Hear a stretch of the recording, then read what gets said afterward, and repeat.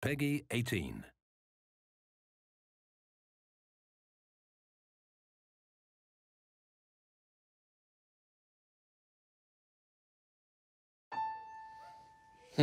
What do I want to say with this story? Yeah? What do you want to say with this story? What do you think? What do you think about this story? I think running away is what I want to say with this. You know, change is possible. Fuck me, man.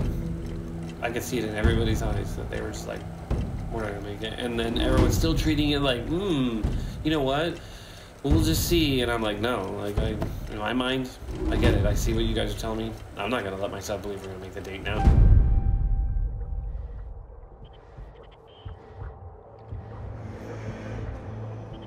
The gods of Olympus have abandoned me.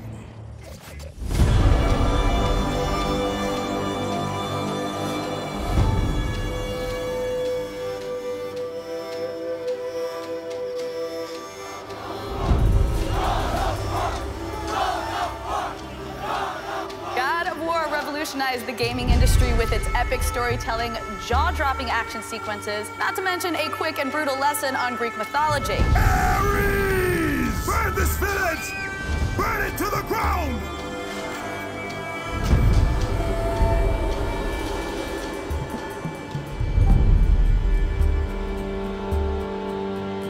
We're talking about one of the most iconic characters in the history of video games.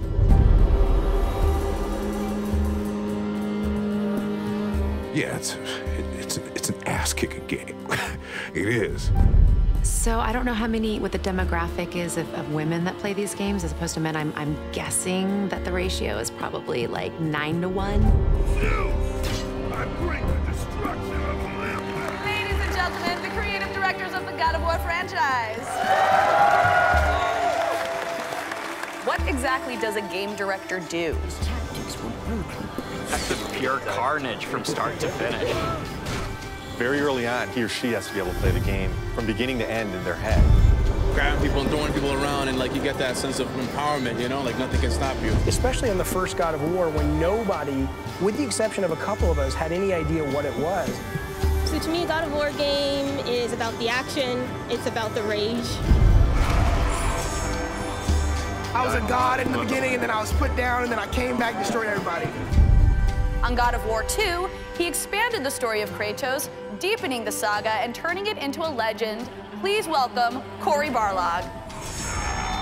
A lot of the time, we have no clue what we're talking about.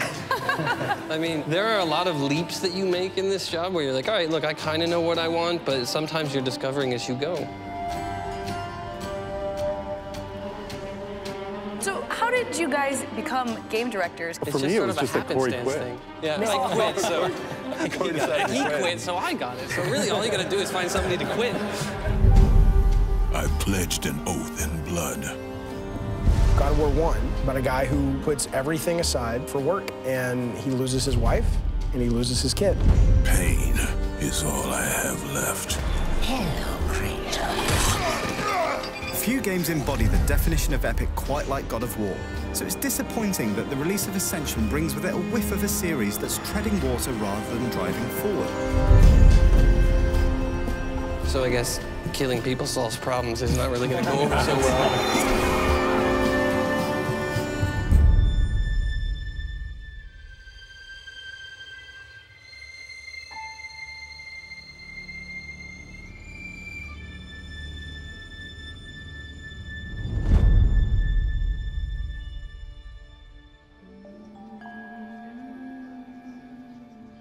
Oh, where am I sitting? No, Cory with an E is sitting here. Cory without an E isn't sitting at this table. Oh, that is embarrassing. That is embarrassing. I am an 80s television star. But that's all right. We'll let this one slide. Maybe. Thank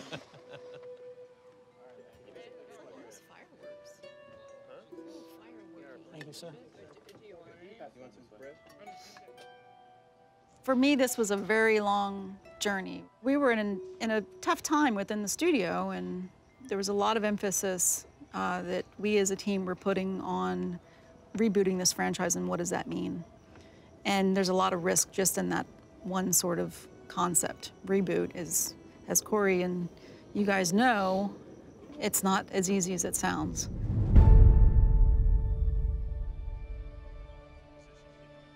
Okay, first position, playback, action, and then cut, reset. We will do our thing, and then go back into first position, playback, action. Does anybody want to write that down for me? Because I feel like I'm gonna mess it up. Before he came back to the studio, I could tell he was a completely different person. He had gotten married, was a father, and he was telling a completely different story just, you know, as Corey Barlog. Legend or a myth or something like that? Shannon, where did you get this wonderful lawn turtle? I don't know. Did it just appear? Show up? Yeah. No, you still haven't cracked the mystery of the nobody came out? No one claimed it. Somebody stuck it in my garden and it's just been there. Do you know what that means? I don't. Appearance of a turtle in your garden. You lie. I have no idea. I was trying to stall to come up with something interesting. When I came back to Santa Monica, we were trying to figure out what we wanted to do. I know that what we wanted to do was not going to just be make another God of War game.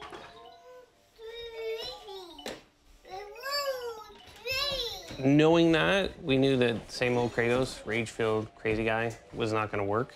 And I kind of started thinking about this idea that if Kratos ever got a second chance, you know, this idea of, like, when I had a kid, I feel like my perspective on everything changed. Hello. Hey, all right. Hi. Do you want to come over and see what Papa? Come on. We'll go over here. We'll go call action. Can you say action? Action. Action. See, he's learning. Success means the world to Santa Monica Studio. I mean, this is something that, hold on, my pocket's buzzing. That's awesome. Yeah, We're sorry. definitely keeping that. It was Shannon's idea to go find Corey again and bring him back as one of the original vision holders of the whole world that was God of War, and give him time to really try to come up with, how do we reinvent this franchise? How can we just make it not just bigger and better and the same, but bigger and better and different? After Ascension, they did this thing to check how the audience felt about God of War, right? The overwhelming vibe was that they were done with Kratos. You know, Kratos either needed to go away or needed a fresh start.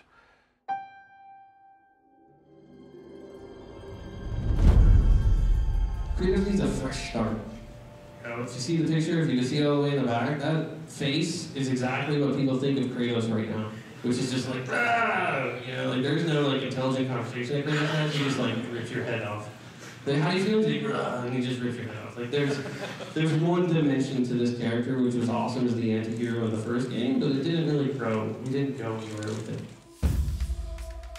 First day back was at Penn Station in Santa Monica. Everybody was doing prototypes, they were doing concept art, and they had kind of a pitch for Internal 7, the other game.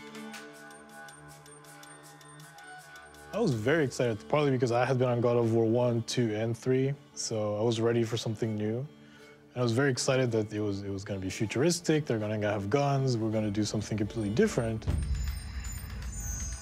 Internal 7, they were in pre-production for probably close to 36 months. Shortly after that period, they needed to inherit the Ascension team and really put the pedal to the metal. This studio is the DNA of God of War. As we start to push this thing forward, you guys are focusing pretty much 100% on this other project that will be our new original IP. But yeah, the first time was getting everybody up there while they were still working on the other project. And I think it was, a lot of people were wondering what we were doing because it was a small team and it was just high vision, like what are we gonna do? And really kind of just throwing a bunch of stuff at the board. leadership had made some decisions around the growth of the studio and how we would remain competitive. And one of those decisions was turning ourselves into what we called a 1.5 team. And that would mean that you would have 2 larger IP development going on within the roof of Santa Monica Studio, and those teams would share resources back and forth.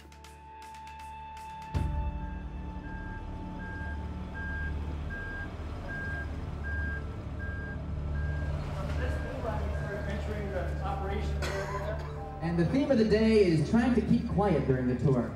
Lots of reverb in there. So we have a whole area. Offices will come along here. Offices will be along this wall. Over on this side, we're gonna have the focus test room right over here. Incubation team, we just walked through the new incubation area. We have full-fledged recording studio set up. Green room for the talent that comes in to record for our games. And as you come this way, having a projection screen that will be able to come down. So we'll have our all hands. All hands in this space, again, similar to what we do in Studio A. Executive boardroom for meetings. As you're winding, you can look over the railing. It's a really different perspective on the space as a whole. That's my guide. Everyone applaud Shannon for her great tour guide work. Say hello.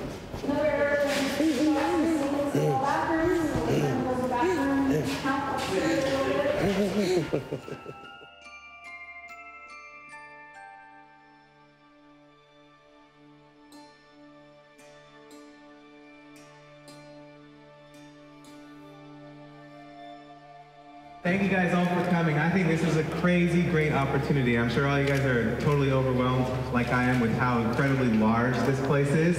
But I think it just shows that Sony has a really deep commitment to Santa Monica Studios, and we want this place to grow, and we want you guys to be someplace special.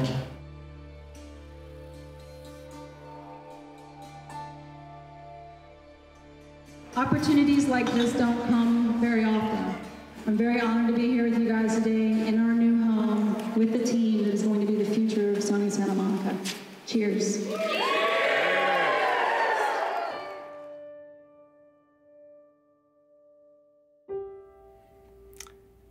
You want me to talk about what it would be like if it failed? Well,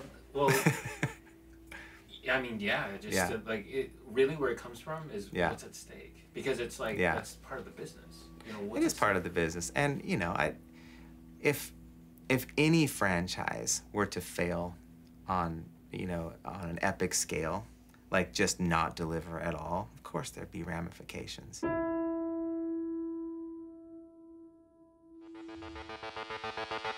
Gaming here with IGN News. Layoffs unfortunately hit Sony Santa Monica Studio today. The Sony-owned exclusive developer, founded in 1999, is best known for its God of War games.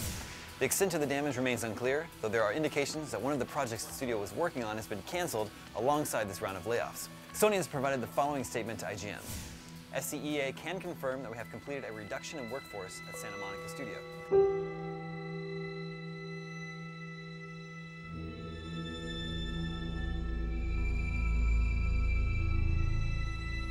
You know, I think it ended up being a dream that died, literally, in that moment.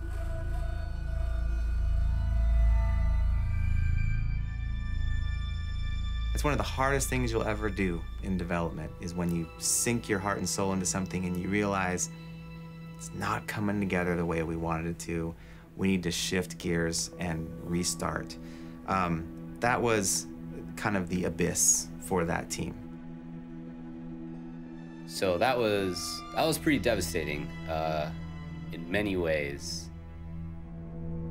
You know, one of the many big appeals of coming here was to work on a new IP on a small team. So I actually joined that in 17 when it was about 20 people. So that was a very, very difficult time for me. So yeah.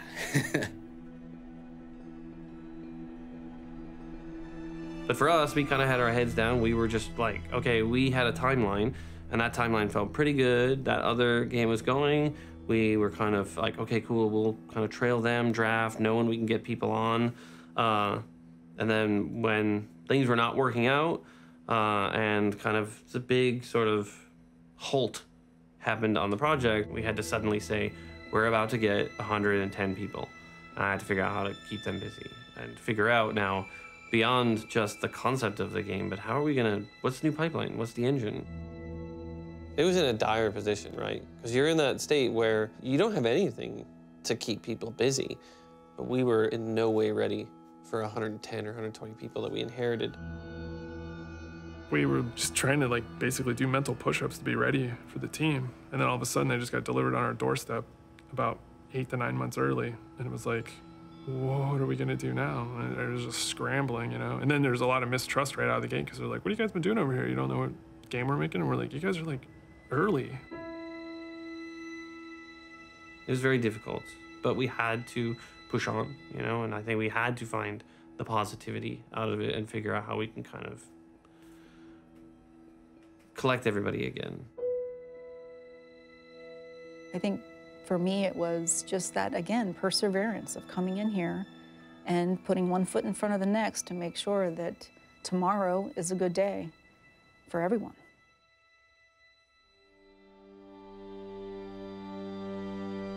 We have been through some pretty tough times here, but we are confident in our foundation and we're building on that. We are in a reset phase with the new studio. This probably won't make the final cut, but I like this location.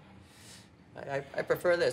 This will all be lovely, but this is I'm fond of this place. It's pretty bittersweet. It's sad in some ways to be leaving the studio. You know, it's such a great place where so many great games are made. This big, open, collaborative space, we realized we couldn't keep it throughout the whole building and have that same feel, so moving makes sense. It feels like a new chapter. We're making a new style of game. It's going to be a good symbolic break and a new beginning. New generation, new facility, new logo, all coming together here and now. And it starts the future of the business that we so love.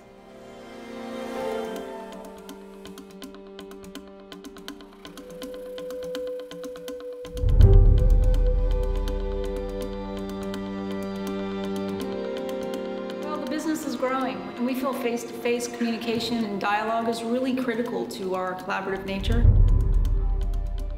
Well, I mean, definitely we'll miss some things about the old building. We went through a lot there, but I think this is I feel re-energized, to be honest. I feel I just feel pumped up for whatever's going to be next. The inspiration is definitely in the building now. I mean, we have to step up and make something fantastic because we're in a fantastic place.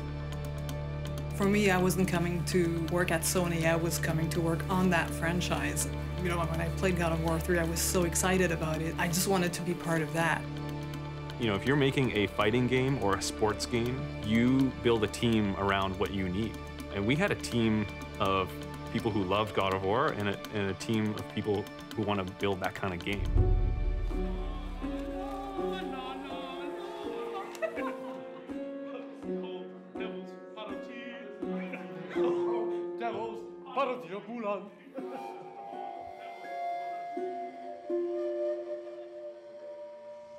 You know, honestly, for me, I totally thought that we had to throw it all out and we had to find a new hook for this game, something that could anchor everything that we were doing, but something that could also show that there's some change in all of it.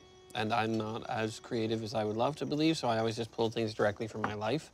So I thought it was a totally clever idea to have Kratos be a dad and try to actually be a dad rather than use it as like a cutaway cinematic to describe whatever past he had.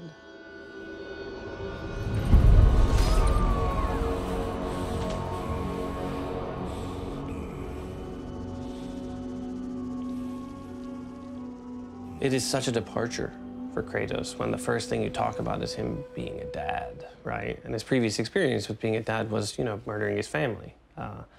And that definitely gives people pause. I think the remainder, or the rest of the studio, the rest of the team, we had really worked together, this core group of like 11 people, to find the best sort of version of what we were talking about. Initially, it wasn't even gonna be his kid. Like, I think the first pitch I gave was that we wouldn't even know what was happening. So it was like Kratos walking through the desert, because we were, in my mind, still doing Egypt initially. Wind, sand blowing all over the place as he's kind of crawling through. And then kind of stands up and crests over a dune and checks out this really fantastic, like, this ancient city. And then he kind of turns around and then says, all right, follow me. And then we kind of reveal that there's a kid there. We have a long journey ahead. I think it was very little. It just at least got the spark. And then that was like, oh, wait, you know, we should do this. We should try this. We should do this.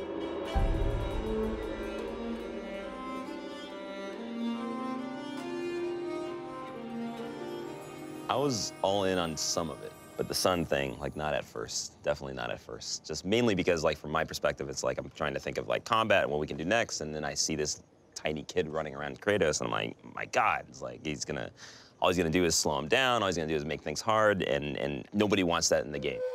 Rolling. You ready to kill a deer? Get your first knife? Yeah. Get in combat? Mm-hmm. Probably do some extra combat stuff. I think you're also gonna jump off of a box into John's arms. So, we just need you to do a backflip. Can you do a backflip? Actually, yes. Really? You I'm can? totally kidding. You can do a backflip? Yes, I actually Wow. can. When I first did the audition, I thought it was a movie because it was just like some dialogue right there, and I was like, okay, it's just like a movie. And we just did like a fire scene or something like that, which I barely remember. No, we didn't do history today. But you do that sometimes. Yeah. Basically, when we actually present the game to the executives, this screen will be sitting on the television. It'll just be your face sitting at the fire, looping. And I'll be talking to them, and then when we actually start the game, I'll press a button, and that's when you'll hear your dad call you. So I'll press the button, and it'll be like, boy.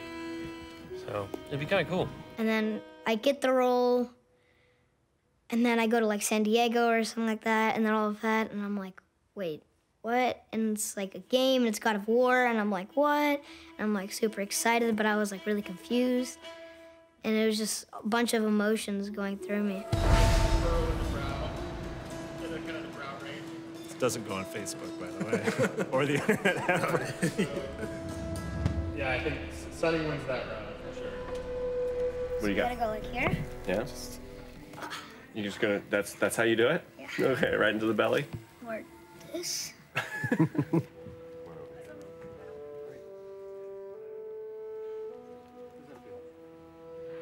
Yeah. I actually did that yesterday, where I'm supposed to get really mad at Kratos. Anger. Ah! More. More? More. Give it to me. Ah! Good. Yeah, I just scream really loud. It's really funny. Okay, Sonny. Loop. Boy.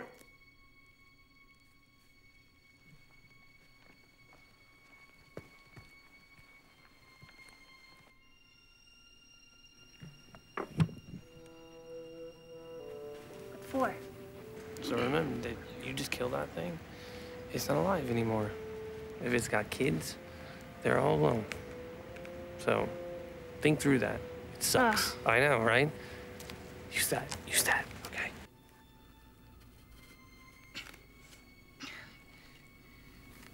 I can't.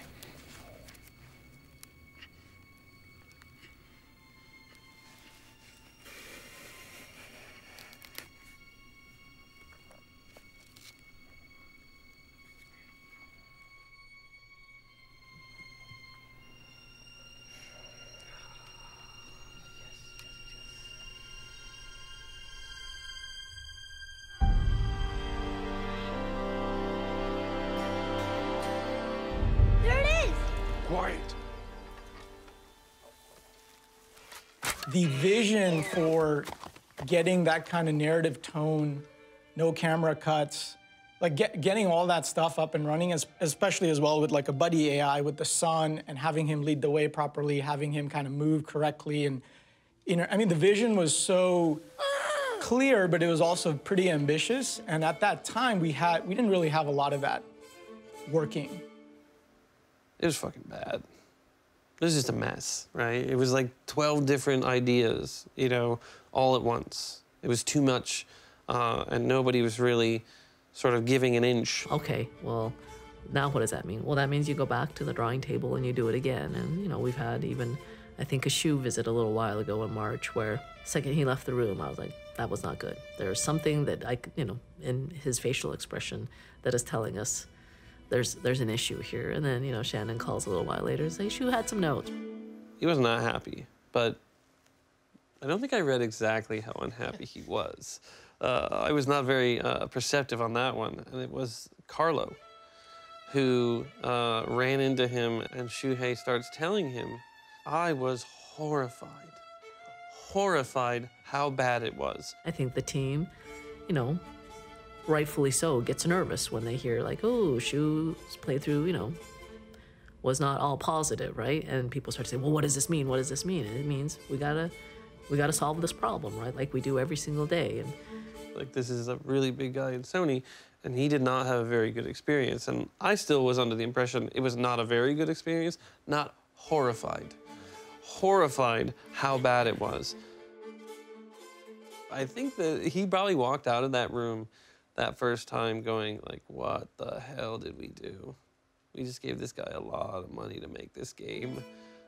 Did we make a mistake?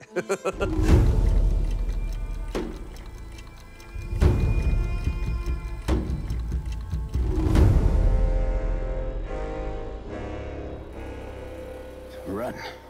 Run far away from me. But you have changed. You're not a monster. The hunt for Kratos was very difficult. We were probably a month away from giving up.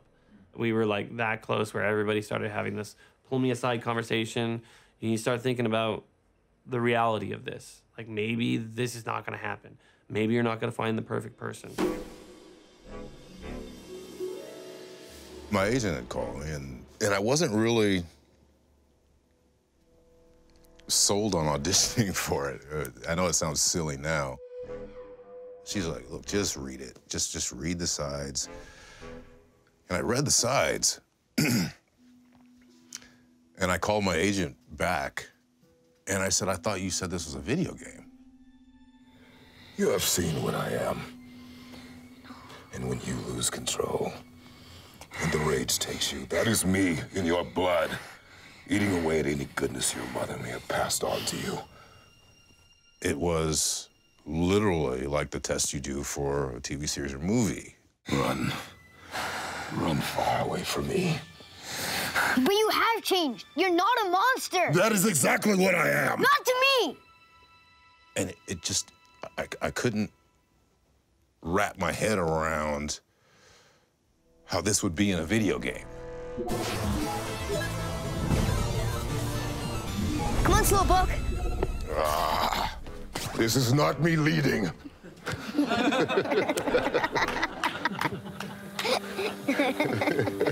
Excellent. Very good. Right from the get-go, you can see him and Sonny had a really good chemistry. And, you know, he's huge.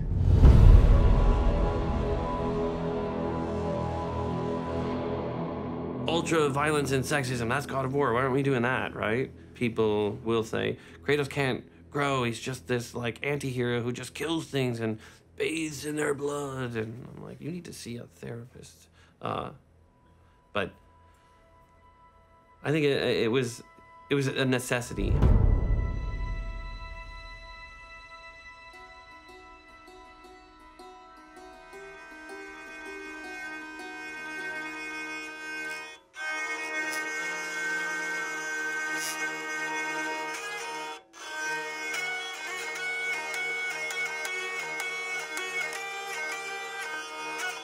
If I had my own instrument, it's probably the accordion, because it's weird. And most people think it's lame, but I think it's cool. Hey, how's it going? How you doing? I remember meeting Corey, and he told me the story of the game. I think we were there for like an hour and a half.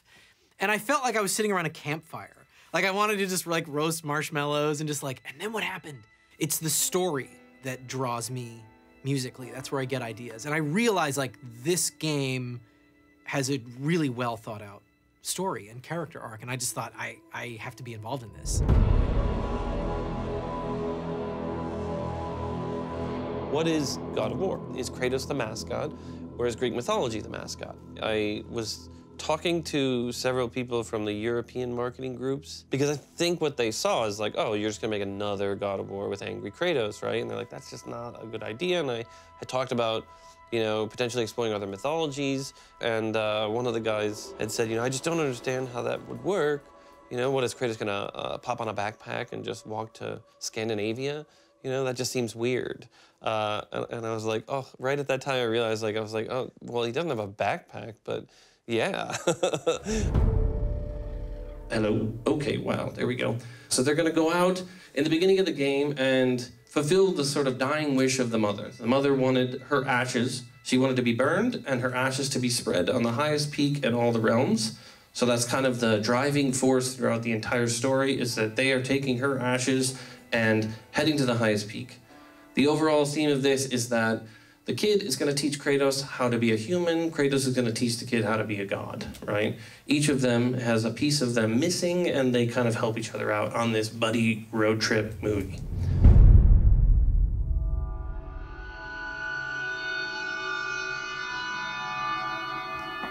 We are in the middle of nowhere right now.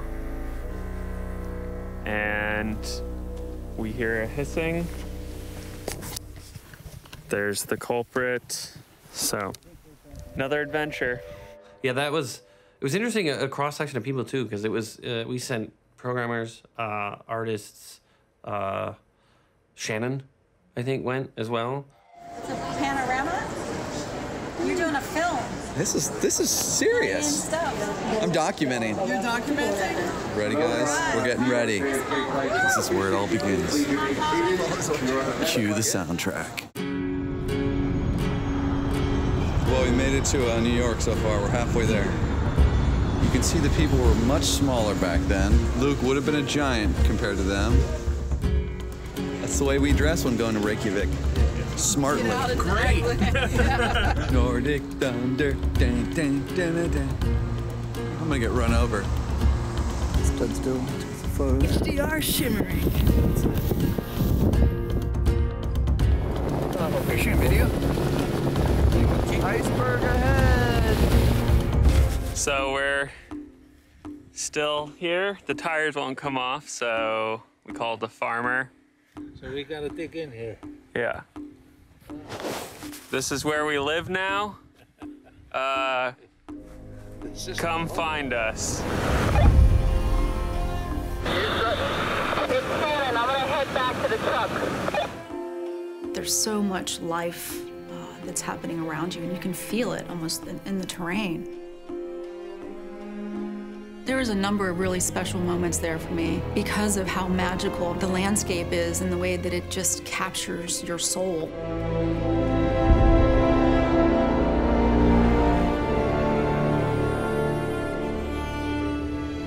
As I was looking around at the beauty of Iceland for the first time, it really hit me that the path that we were on was the right path. I could see the game for the first time, truly in my heart.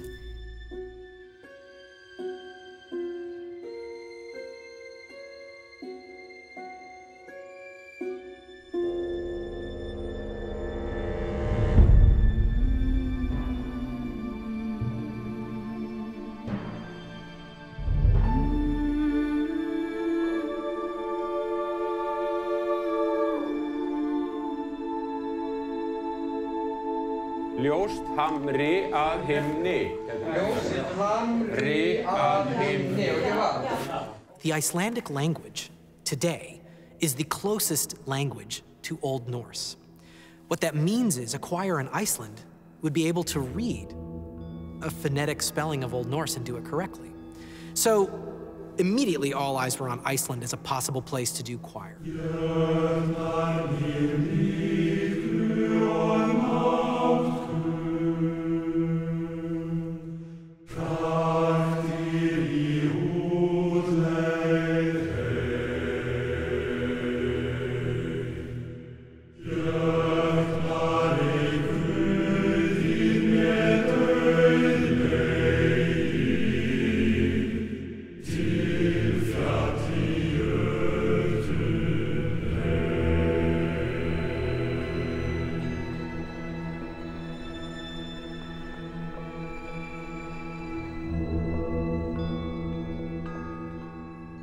I thought I was auditioning for Game of Thrones, I'm gonna be honest. I was pulling on a major Lady Stark moment with my monologue, and I was like, this is my moment.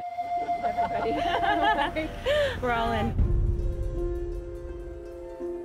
It felt like a beautiful cinematic piece about father and son and mother and longing and relationships and with these gods and goddesses, and it was really exciting. So they're going to meet Freya in a meet cute, really. She is going to give them a little bit more information on the world, help guide them to where they need to go, but also kind of start to create this relationship with both Kratos and the son that we kind of build throughout the entire game. She will send them off towards the mountain, and you get attacked like right away. She's totally not trying to screw you over and just sending you into a really bad place. It's a very hostile world that you're in.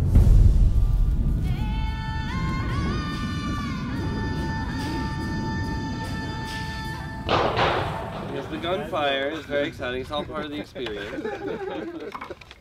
So, while we may not end up doing some of these exact things, I think it's cool to kind of get the tactile feel of these things so that we can kind of imagine a little bit of what it was like to live like people in the pre-Viking era. Wait, they have guns and we have knives? Yeah. Survival.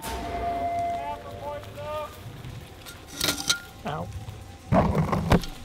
Watch for poison oak! Stop saying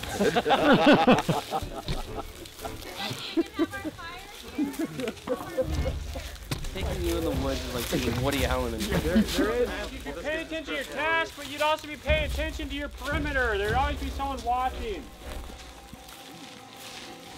I don't see anyone. Like a creepy camera guy. I know. So whatever you do, you have to make sure you can get into it and then still close it up and keep yourself insulated. Start fitting in yet? Oh, he'll fit. One way or another. Something else you're looking for is to make sure that you don't have any widowmakers, things that can fall and kill you. Yeah, come help. You can do it. I'll see if Sonny wants to do it. If not, then I'll do it. Yeah, go ahead. Here we go. Great.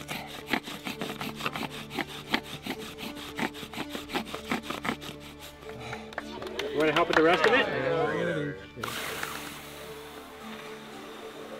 Wow. Oh my God. Well done, boy. All right, so I will call playback. Call him for position to get him in position. Okay.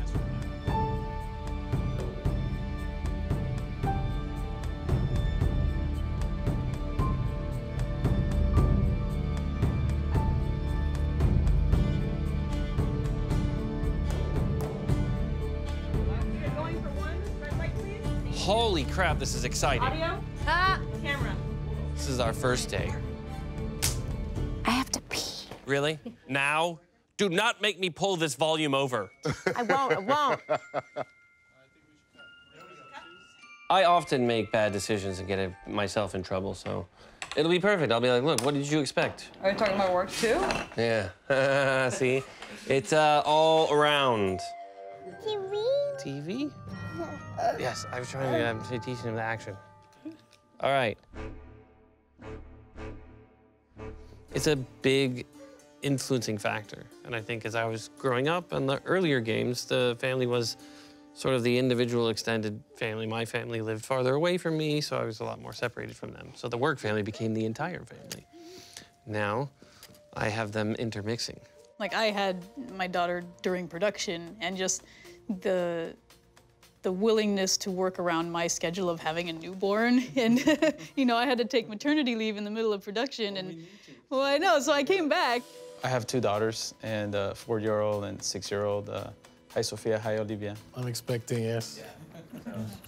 It'll ring. We're gonna watch the TV, and they're gonna be acting over there. And then it's gonna be on the TV. TV? Yes, TV. Even in the earlier games, that's how I kind of rooted myself in the first story, was writing the first few drafts with my dad and kind of finding the struggle of Kratos and Zeus, the sort of father-son story. But this father-son story is told from that different angle, the son becoming the father. So I am a little OCD, so I'm going to take some of this. Oh, you like that? Okay, good. Oh, that's fantastic. I don't know why. I'm taking a little bit of this. Not certain what I'm gonna do with it yet. Farting is allowed in the volume. Right. Only in the volume. If you need to fart, go next door. Yes.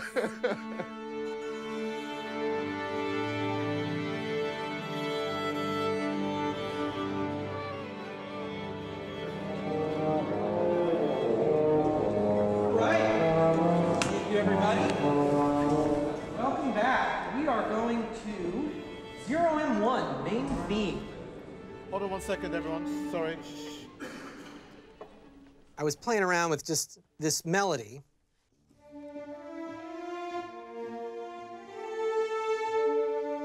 And at the last minute, I was like,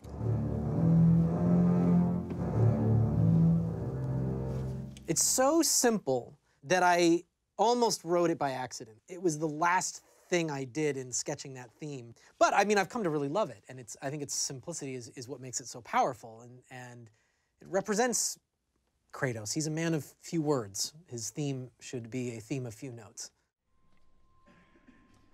Here we go.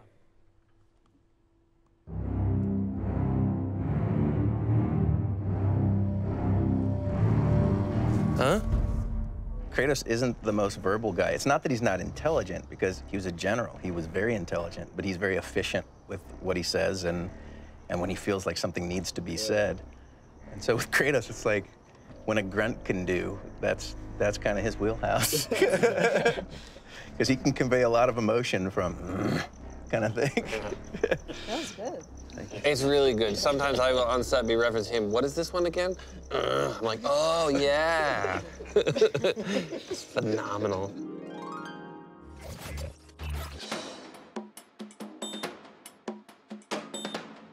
E3 is a big opportunity for media to get a glimpse into what's going on with the various software as well as hardware. It's bigger than Oscar night. I mean, it's huge. It's a chance where you get all these, you get all developers, you get all studios, everyone's just a fan of games.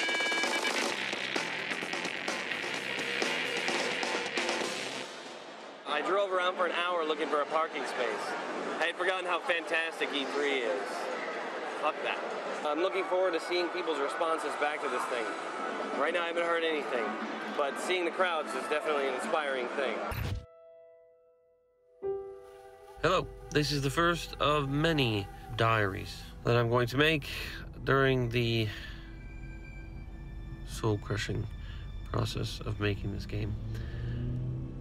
It's been 3 years on this project. We are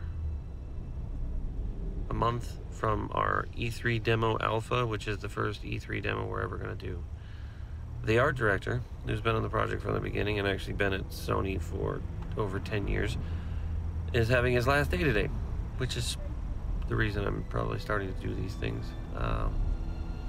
So that I can outwardly seem like I'm totally fucking fine with it, but inwardly then I can be completely questioning what the fuck is going to happen. The audio turned out. Have we cranked this freedom on go? Because this is. Well, what is it at? 11. 11. Check.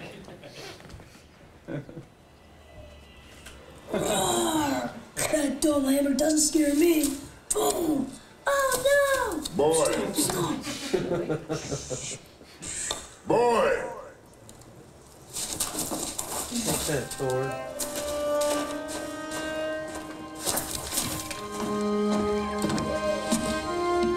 Your mother's knife.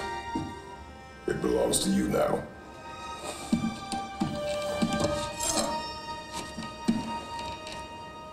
What for? A test. So being like 2 weeks away from E3, you know, we haven't really talked about or shown anything about our game. So like, it's like a pressure cooker right now. You know, we're like all boiling with excitement. It is simply a target. Clear your mind. Immediately when we show the E3 demo, you're going to see a lot of introduction of story elements that weren't in these games before. And I know that, you know, some fans may have liked the just pure, like, just kill, kill, kill, fight, fight, fight, you know.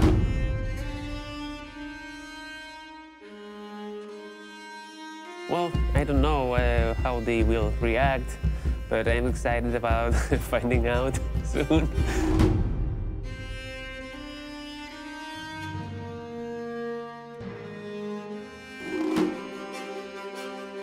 Like, everybody's probably a little tired, a little stressed, a little freaked out. You know, this is the first time after a very long time we're gonna show anything to the world, so I hope people are just happy to see the change.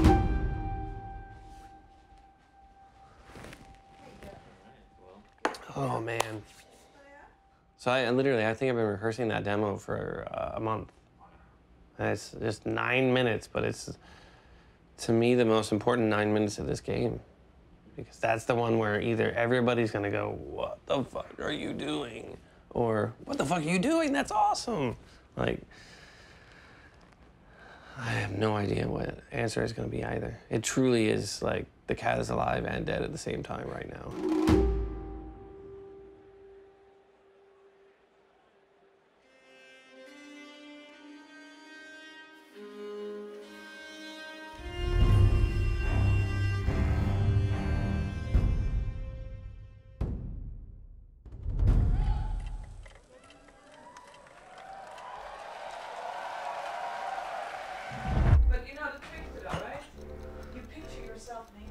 Ah. I like that. Wait, wasn't the audience? No, I'm gonna picture myself naked. You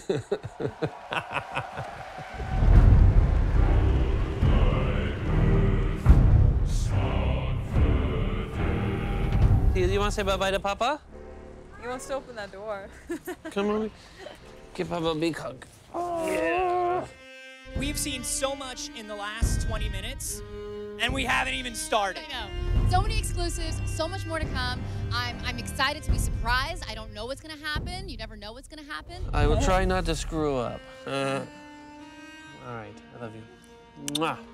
Ito, I love you. Papa Bush. Mwah. All right, you have a good day opening and closing doors.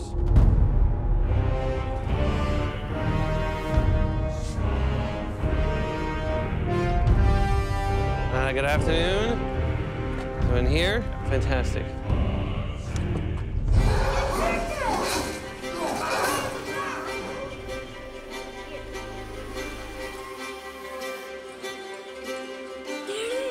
Hold.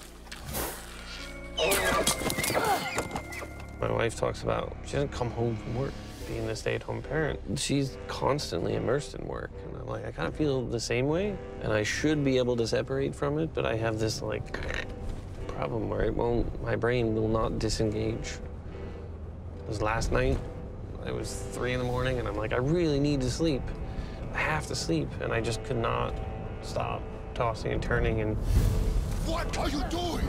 Going over both the positive and negative scenarios. You know, and one of them was trying to convince myself, you know, the positive scenario, and the other one was just worming its way in like an earworm, you know, like, they're all gonna laugh at you. Maybe not that exactly, but. Hi, everyone. Oh my God, thank you, that's so awesome. When I saw it yesterday, I was with Corey and Yumi and Kevin, and I said, you guys are just so close to this that you don't see how absolutely phenomenal it is, and it's just mind-boggling. They could very much say, wow, that's great. This is a new direction. You know, gamers, I feel, have grown up the way that I have grown and the team has grown. We've all kind of moved to this next phase of gaming. Are you excited about today's press conference? I have no idea how people are going to respond.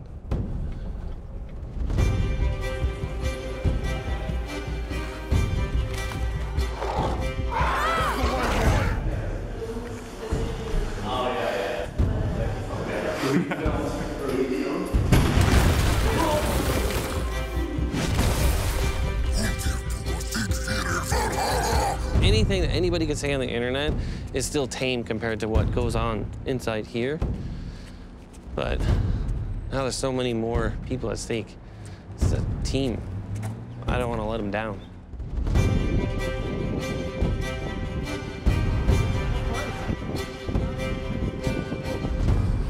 I think there's nothing we can do now. It's already done, so I have faith that people are going to enjoy this And then I won't have faith, and I will have faith, and I won't have faith, and I'll just...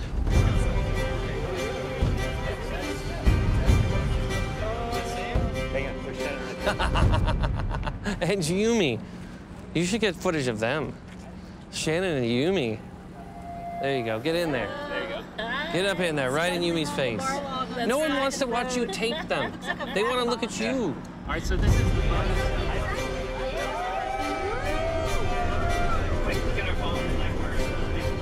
Oh my God, it's amazing. I can't believe we're here. It's a crazy day. Corey Barlog on the big stage. It's like 4 years in the making. Yeah. Woohoo! So in terms of going in? Yumi wants the camera off. All right, we're done with the camera. To E3 press conference. Absolutely. Now the big show starts in just a few minutes. See, now I can leak something, and it will be okay, because today's the day that the leak's coming out. How are you getting in there? I have no idea. Do you have a hat? Huh? Do you have like a hat, a cap or anything? You could not wear anything that identifies you as Santa Monica Studio. You can't talk about the studio when we were there. It was crazy. Oh, good point. I didn't really think of it that way. Yeah, I'll put this on. I have a hoodie. I can go Unabomber style. I think this is more for me, thinking that anyone would know who I am. And what a world we live in when I think that.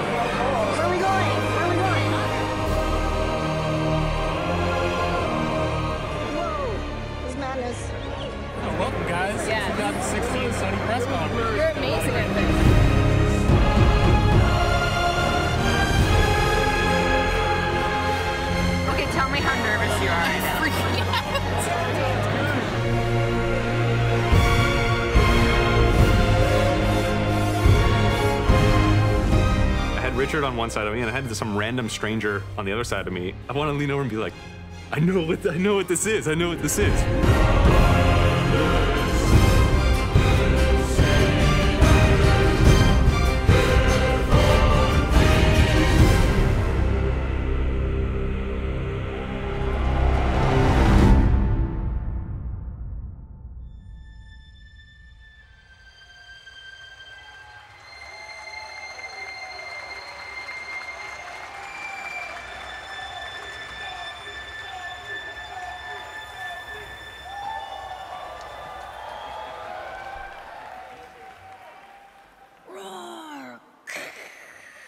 That dumb hammer doesn't scare me. Boom. Oh no! Boy. Stop. Boy.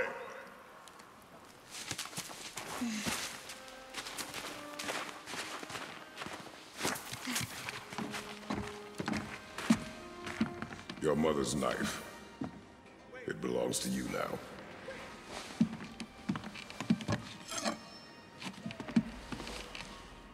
What for?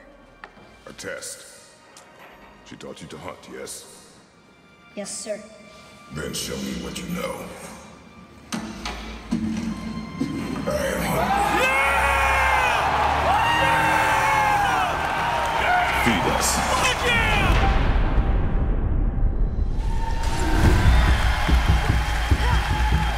That was straight up paralyzing. I was literally paralyzed. Full chills, entire body.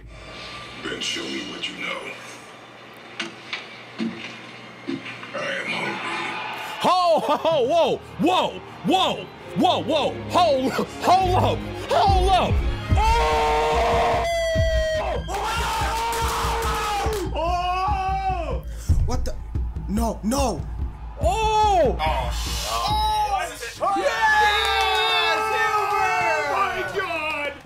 I literally got to like raise my arms and hear that sound as he stepped out. I am hungry.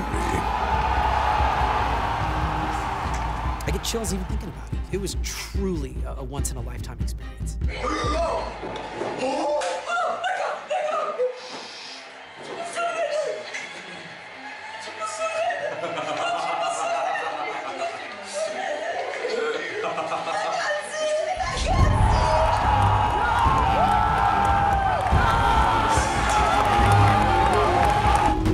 Very rarely in life do you get that. You know, feed us. Ah! You know, it's like Kratos! Got him fucking whooped! Oh my god! Some of my friends are like, yeah, but also kind of like jealous at the same time. And then like some of my friends are like really happy for me, like, bro, like I saw you in like God of War trailer. It was like so crazy, and they're like freaking out. And I was like, yeah, blah, blah, blah. The beer! That is awesome. Oh my god! Oh. Holy shit! What are you hunting? you are hunting deer. No, but what is Kratos doing in a Viking style game? Which way? Your hunt. You tell me. Kratos with an axe! Oh my god! Oh, no, they didn't. No.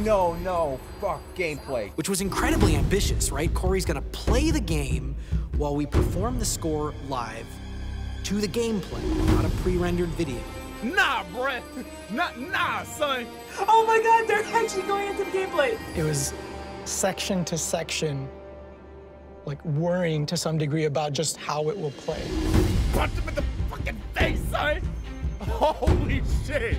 Will Corey hit it? Will he get the mantle? Will the sun move the way we want it to move? It looks gorgeous, looks amazing. Oh my god, what is going on right now? And we were literally going section to section, like, we'd be like, and then Andrew and I would be like, yeah. Whoa! What is this? This is the best game so far that have ever been shown at E3. And that's just this little tiny piece of what this game is gonna be. Yeah. Oh my god! Oh, shit! The team really got together and really delivered on something that is very hard to do. Woo! This game is gonna be good. This game is gonna be so fucking good.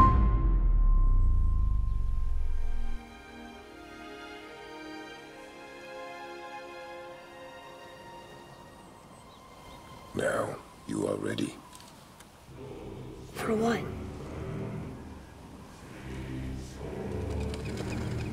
A new beginning.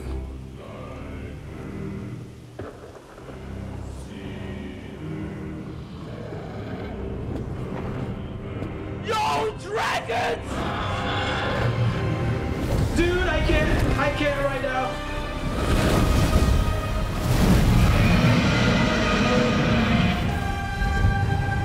Please welcome to the stage, Sean Layden. Good evening. Good evening, everyone, and welcome. What a way to start the show, huh? The live demo of God of War.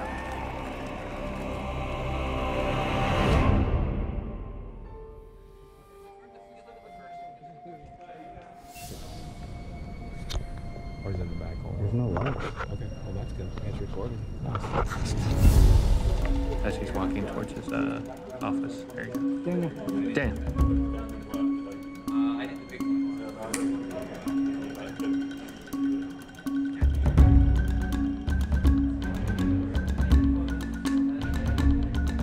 Everybody's telling me, my gut is telling me, what we did on E3 doesn't scale, right? We took so much time out of the project to make that awesome. That doesn't scale to a full-sized game. You know, but the scary thing was, like, we showed 10 minutes and 45 seconds or something, and it took 1.5 years to get there. And now we have 1.5 years left, essentially. And we have, like, 30 hours to make. And you're kind of scratching your head, like, how is that humanly possible? How do you skip into all those different stages? Are you using bookmarks? No. It's called Dejte. So yeah, this is actually not correct anymore. It's unbelievable. No, I can't keep up with all this shit. Anything we have to say, we usually say it. So, and I think that's what makes the team work. You know, you don't settle for crap that you see. You If you see crap, then you identify it and you say it right to the person's face, hopefully with fists and a bat in your hand to make sure that they change it. Yeah.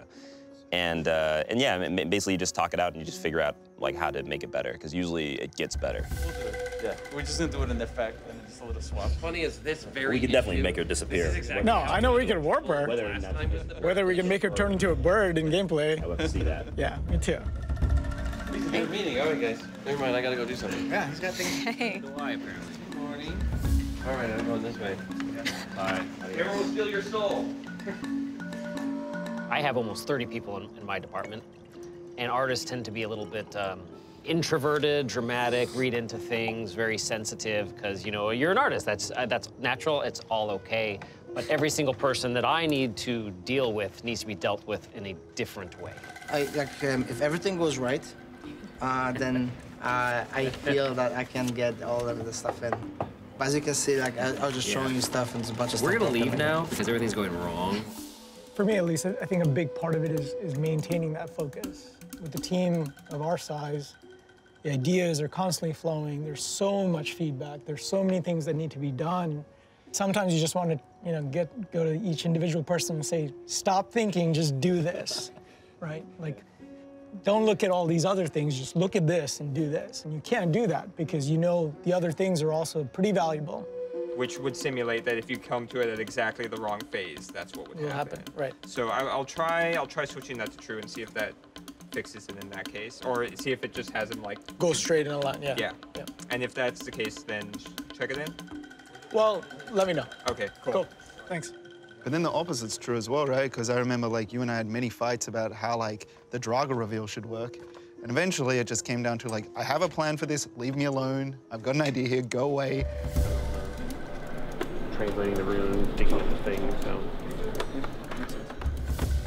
It's a struggle to try to sort of unlock like this understanding of the process and how all the pieces fit together and how the players are going to understand the final product that you're delivering. Are you working more on that? Are you pushing further on these? There's bugs like you saw, like the fact that one resource was missing the ID. There's tons of stuff. This is showing right now on the purchase. So it's cleanup.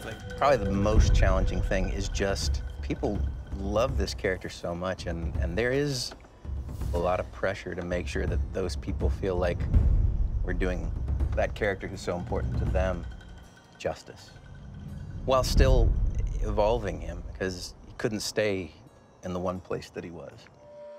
And right now, once you go in there and you have all the doors around you, you don't know how the hell to get back out to the bridge. Right now, the only doors that are in there lead to realms. Right? Are you with me? Oh my God, your AI broke. Yes. I had a firmware update just now.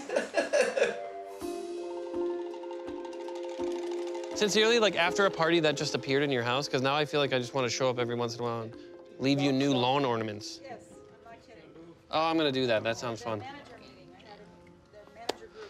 They are a practical joking bunch, the managers. No one's taking any credit, which was unfortunate.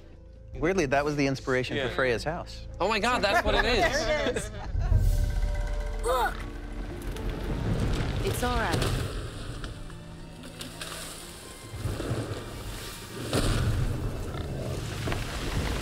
Is he friendly?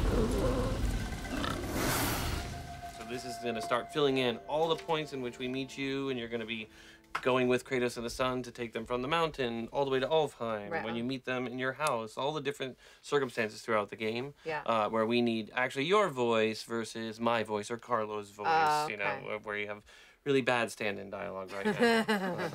So where are we doing? So this lamb's cress.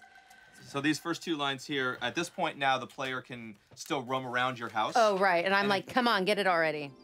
I also need lamb's cress. Do you mind? It's a white petal flower in my garden. Just a handful. You better work, Kratos. Fine. Lamb's cress. I'm a fucking god of war. That's amazing. I hope you guys keep that in there. What's up, Larry? We're trying to hit alpha. It's like a big deadline for our game. So. Good, how are you? Good. What, you a big time motherfucker now because you've been doing movies and shit? Save some of that money, dog. Who are you working with? Nicole Kidman and Colin Farrell. Oh, good. So nobody bigger than me. I mean, good to see you. Have you missed me? No, not really. Yes, you have. Yes, you have. Come on, man. It's okay. It's okay to love, dog. You gotta, don't forget that. It's okay to love. Love is first, followed closely by hate and divorce and alimony. Those are the things we teach kids on set. It's my meeting. Yours? Where? Yeah, let's do this. Where is that? It's in the pit. It's in the pit. That's awesome. Well, I mean, we can show you stuff without Jason. Yeah, that's true. We don't need him, right? How deep can your voice go? Pretty deep. Okay, good. You're playing Jason today. Great. So do we think the plan is to always have like the word Valkyrie written behind her, just so you're clear? Yeah. That's awesome. That was your vision, right? It was. I just didn't realize that you guys were able to really achieve it. Jason, Jason, I did a terrible. what are your thoughts on the Valkyrie? Valkyrie? I don't know. I haven't looked at the Valkyrie yet, so I don't know. I hear it's awesome. It is pretty awesome. I would not want to be the character following this meeting. I don't want to be the next character. That's what we're because not gonna show any more boy, oh boy, Yeah. the bar has been set, ladies and gentlemen. Now I don't and know it's who high. to throw under this Right. bus. Now you got to top Valkyrie and final boss. No pressure. I'm going to be showing you some work in progress stuff. I'm actually the first, so I've heard I'm the first woman in the combat design team at the studio ever in the history of the studio. And when I heard that, I went, oh, that's actually really cool. That's not scary. It's cool. However you want to start, it's your meeting. You go.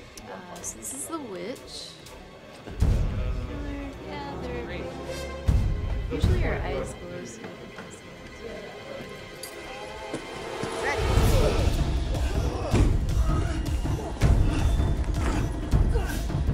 I think my generation, there was definitely a lot less women in video games.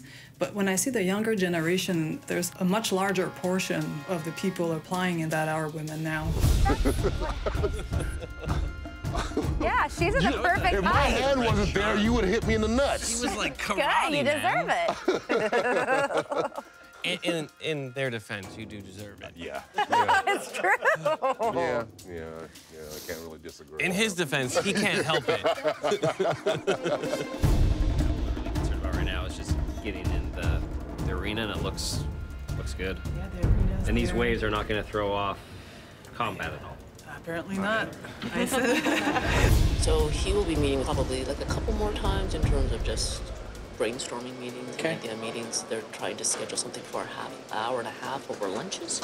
Okay. So Shannon's going to be organizing that and be letting you know. But I think for her, it's a priority. Obviously, it can't step over any project meeting. Yeah, because we have a, okay. Yeah, apparently our project meeting is so important. Just kidding. There is just no way that this type of activity happens from any type of top-down endeavor. It is No, not at all. every single person, every day, right? Yeah. Kind of figuring it out. And it's like, again, like with your kids, you kind of equip them in the best way that you can, and then you got to solve it yourself. And for that freedom, you'll be accountable to it. My mother said, everyone is smarter than you in something. And if you don't figure out what it is and learn from it, that's your fault. She taught me that every person I meet will have worth. And it's my duty to be open to receiving what people have to offer. Don't discount anyone.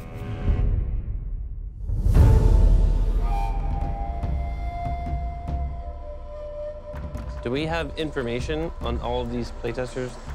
They are giving us nothing on their faces.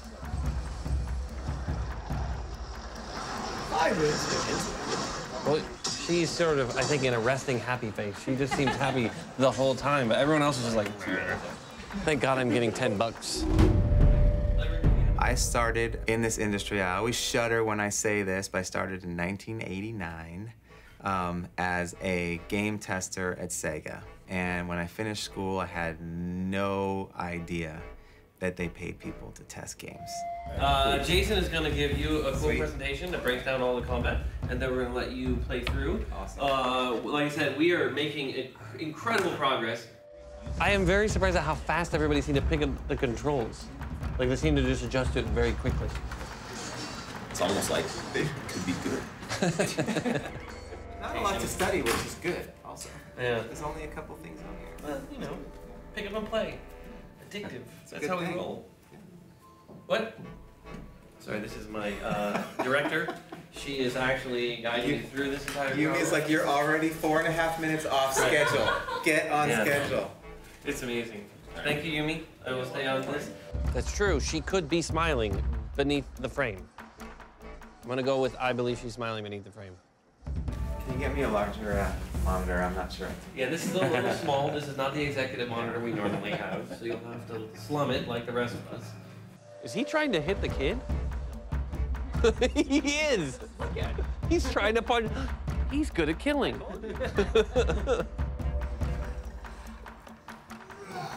What are your predictions? Do you think they're going to give it really good scores, really bad scores?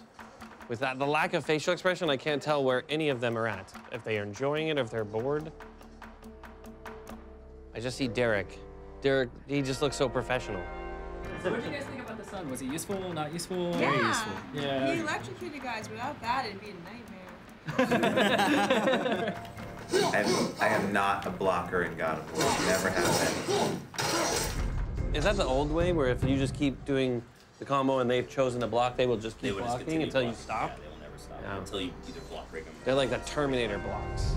And I don't want to babysit someone. That's the whole fun of being Kratos, is running through and mercilessly murdering people with fist weapons and hammers. Yeah, we just have to make sure we're in agreement of like, okay, these are the possibilities and what. Are we in agreement? Yeah. I don't know. We never talked about it. So. What do you think? That's the most satisfying thing, is when they dodge my attack. It's just not something I'm used to. Oh yeah, turn it up, turn it up. It was. I didn't like the button layout. My question is, why didn't the sun ever get attacked? Because someone's just kind of like, hey, I'm here. I'm like your OP, like, freezer. Yeah. OP freezer? Yeah. The fuck is that? Yeah, like, it was helpful, but... I'm here? What is this? What is this craziness?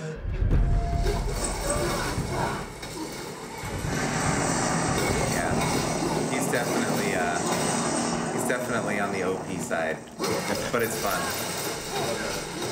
I did not know what that meant. Yes, true. During the playtest, I was Really? It's really OP to me. So like it felt really like I didn't even have to pay attention to him, and he was just kind of like a fairy sitting on my shoulder, like shooting stunning arrows, and it was really overpowered, and it felt really cheap.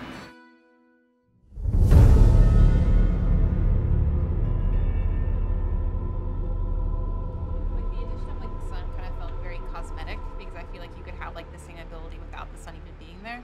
And so I feel like if like the sun is supposed to be like an integral part of like the game, then like he should have a role, and like the player should always be like actively aware of that, like as like a liability, or like maybe like having the sun like play a larger role in combat.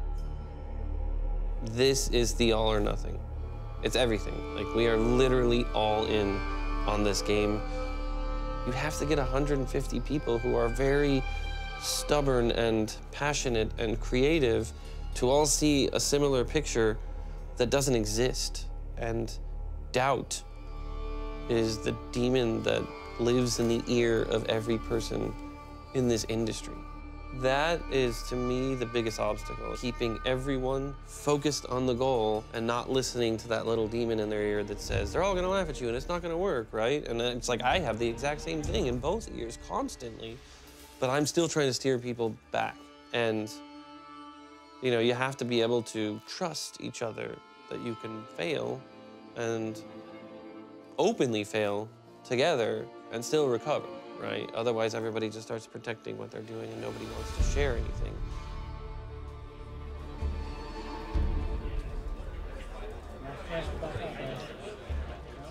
A lot of what we're doing is not simply throwing every single thing out.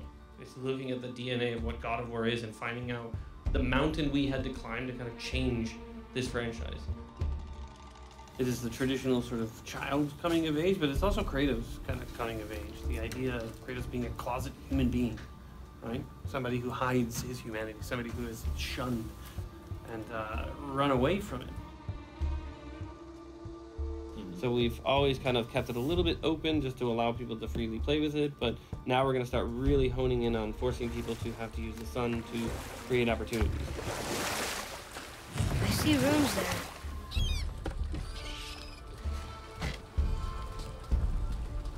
It reads, sacrifice your arms to the center of the water. Awaken again the cradle of the world. What? Throw our weapons into the water? And that is the lead-in to the whole world serpent coming out. So that way, at least it shows, hey look, he's saying be a warrior, everyone's a bad guy. And then when you meet this world serpent, the thing in the whole God of War universe that always would seem like the bad guy is the one thing the kid says, hey, this is actually the good guy. I think everybody recognizes we get one shot. We screw this up, I don't see us making another one. You know, it's a massive bet. No pressure.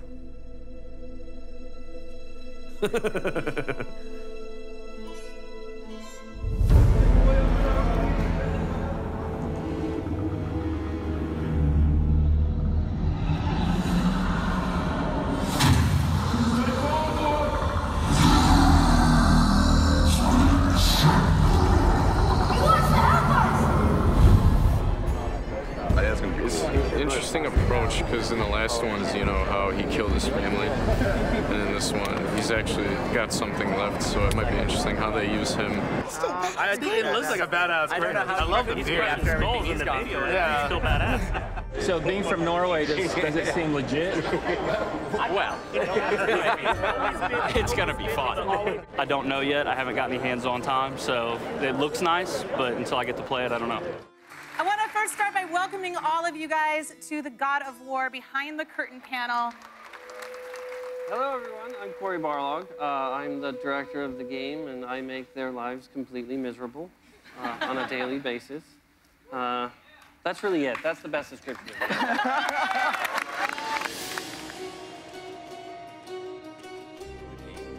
You tab over to the journal, then you would have... When you're tabbing... Yeah.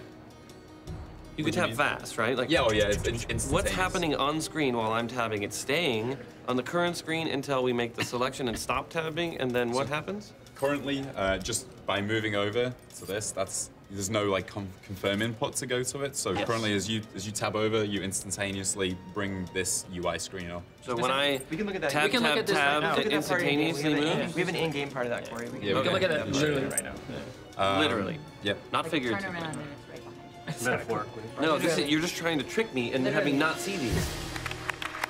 All right, well, let's get to it because we have a lot of questions going on.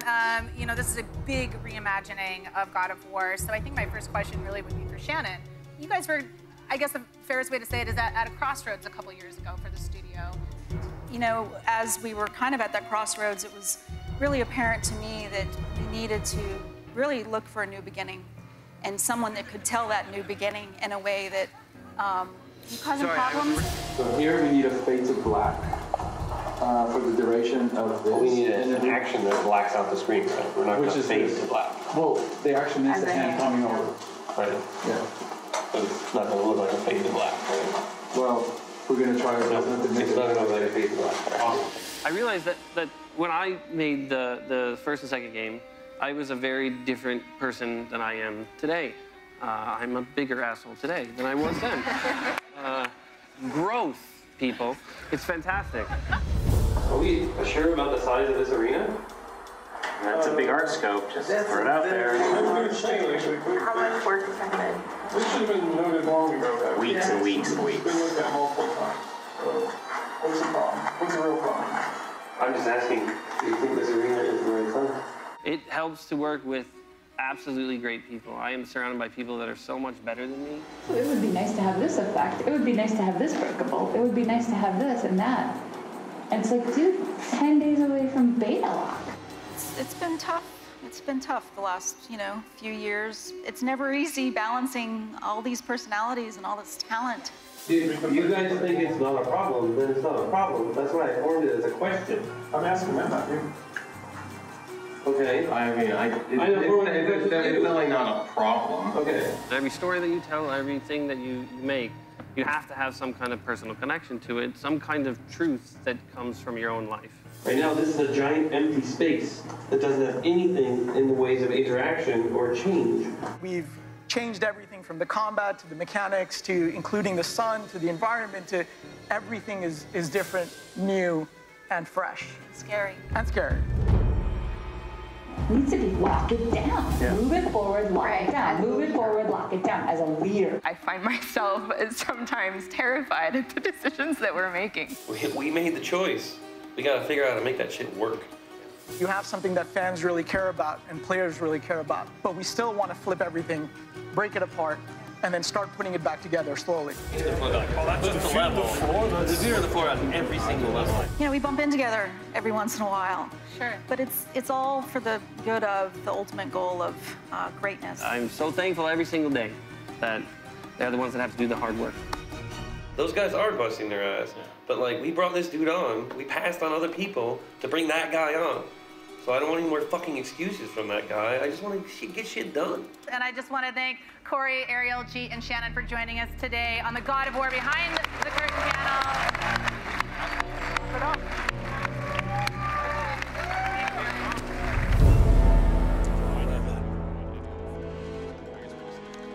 Or yeah, I guess it fell through the cracks on that one.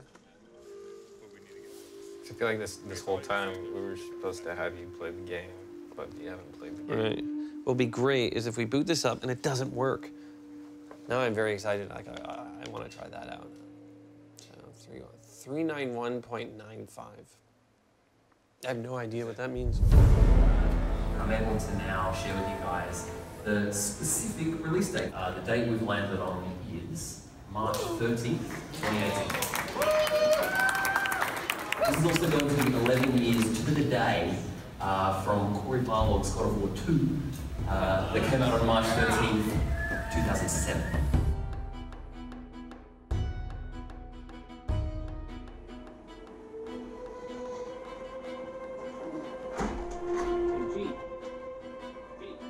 Up until this point, I think a lot of it has been we have latitude and we have time and we have the ability to tune and think and iterate in a way that allows lots of different perspectives. And as that time starts dwindling down, the number of touches you can get to do to validate the decision that you want to make starts sort of going down and down, right?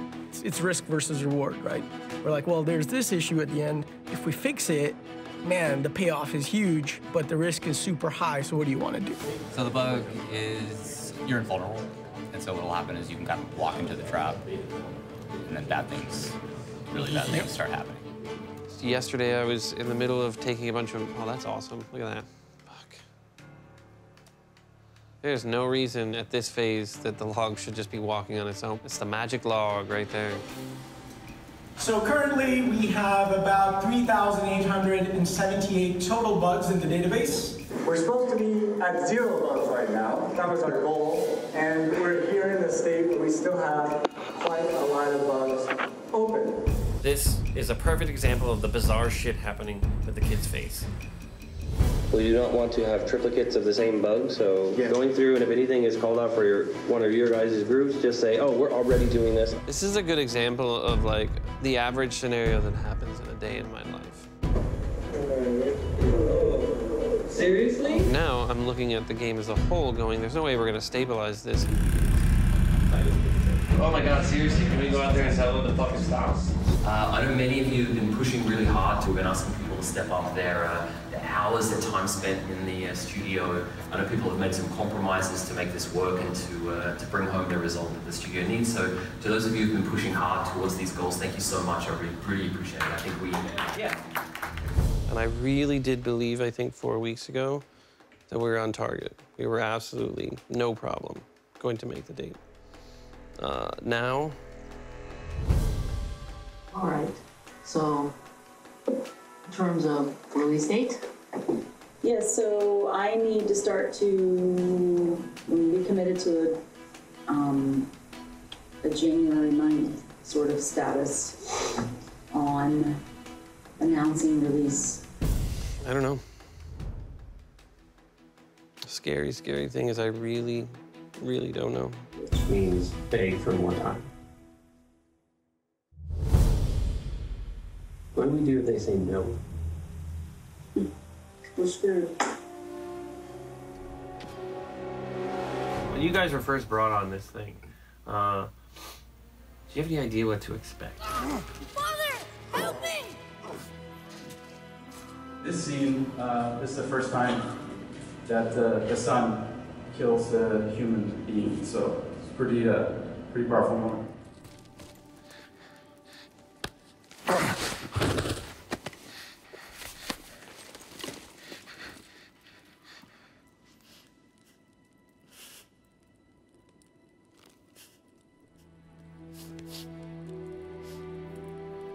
You know, as a father of 4 children, it's interesting that you know, this has been a man who has missed 10 years of his child growing up, and I really found some parallels with my own life there, because I was working on a show and I basically missed 10 years of my kids growing up. So it's just it's an interesting dynamic for me. You know, it's you know, a little closer to home than I'd like it to be. As 2 human beings, what are the sacrifices that you guys have to go through to protect something like this legacy, to have a secondary family?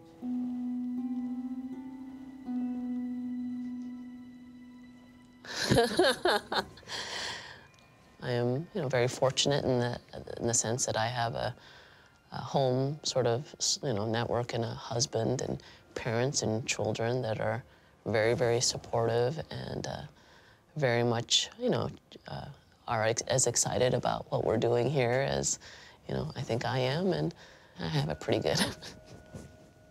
So I feel very fortunate.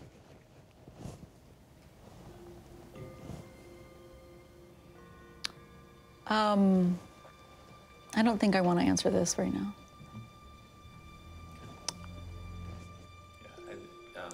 I have an interesting story. I think I might be sharing.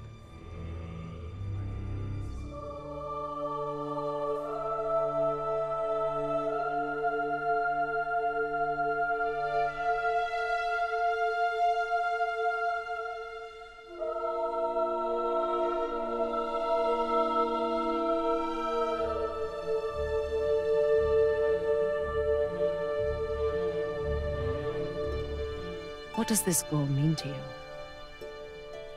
It's everything. Follow me. Why help us? Maybe I see more of myself in you than I'm willing to admit. Maybe by helping you, I'll make up for a lifetime of mistakes. Or maybe I just like you. I mean, there's lots of different methodologies on how to be vulnerable in a scene or how to be connected to an emotional scene where your son is basically saying, you ruined my life, I hate you, I never want to see you again. It was right around the time of, I was going through a divorce, so that wasn't difficult for me to be in a space that was vulnerable and fractured and confused. Like, it wasn't supposed to turn out this way. It's my job as an actress to keep myself in that space of like being permeable and being affected by what's happening in the moment. And so if I can recall what those feelings were like with my ex-husband, then I can understand some of the pain that Freya's going through with someone that she loved and had the best intentions for, but who it's just not, it's not going the way that she had hoped.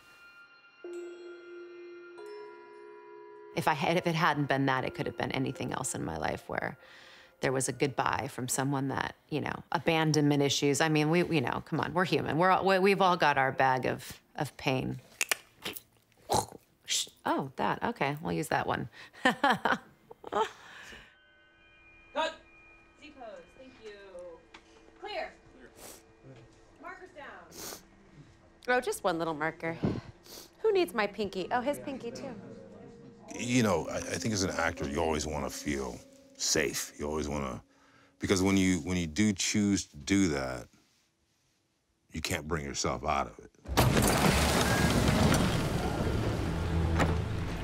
It takes some decompression.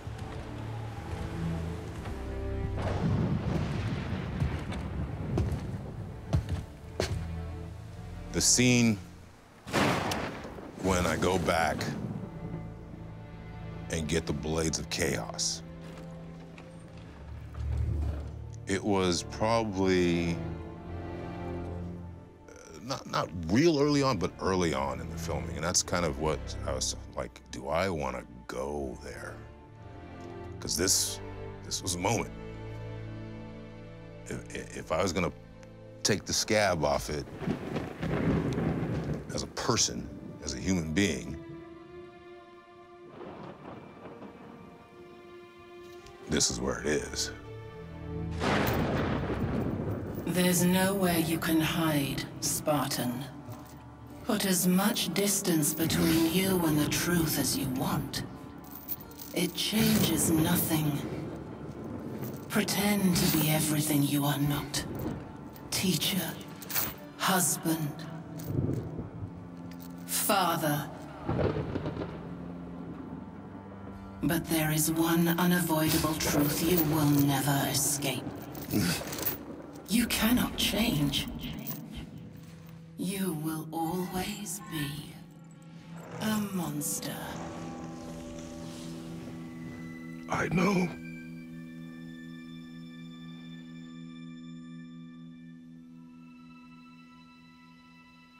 A lot of this performance, for me, is a love letter to my kids. It's an apology.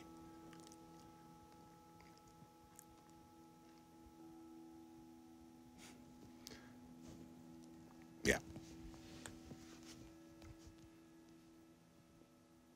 And that's all I'm going to say about that. No, let's... You gotta switch top media on here. I just switched. You switched. You need to switch. Let's stop for a second.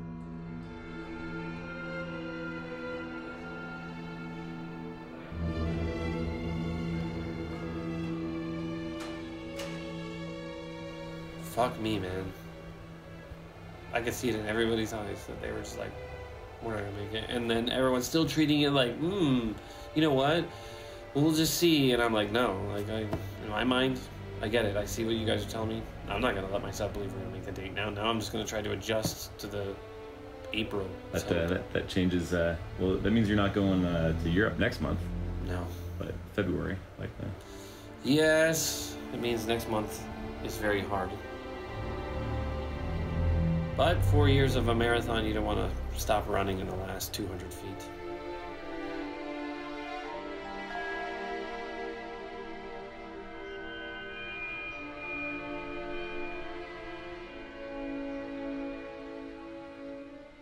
You know, for many years you don't see, or at least I didn't see, what a sacrifice was until you start sort of living the sacrifice. You start feeling the sacrifice, if that makes any sense. We as working parents always wonder and question, do we really spend enough time with our children? I carry that with me every day, and I never have the right answer. All I can do is be the best I can be in those moments that I do have my children, and that I'm really able to engage, and hopefully the stresses of the job, don't get in the way of me being the best parent that I can be.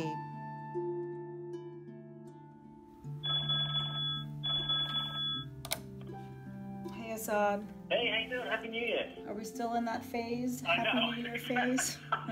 Well, thank you. Yeah, and just to update you on just the dates discussion. So right now, the earliest the IT folks and the sales people feel comfortable with is the 20th, which is Friday the 20th. We cannot go any earlier because... Yeah, well, quite frankly, Assad, we don't want earlier.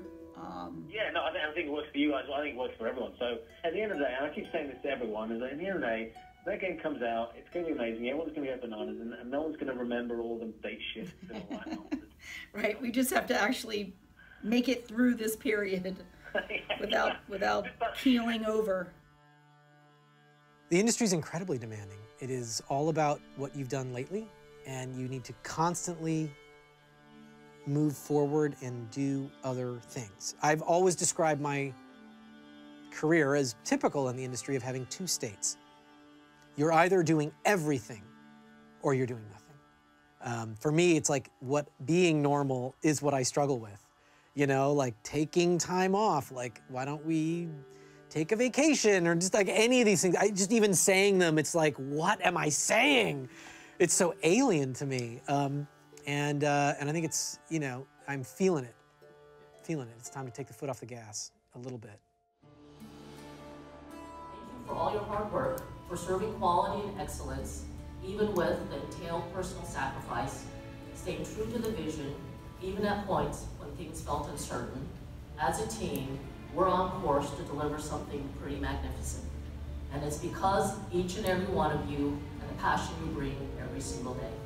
FQA submit has moved to March 9th.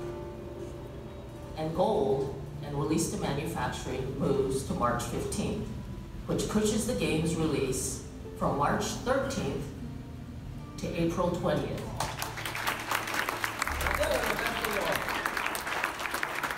Without everybody, we would not be doing any of this crap. It would be me talking to myself in a room.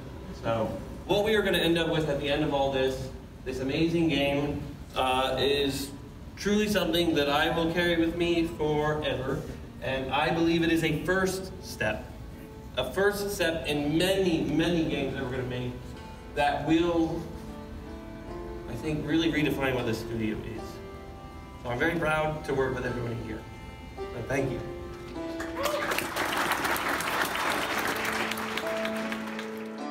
Again, thank you for all your hard work. I know we have still a push ahead of us.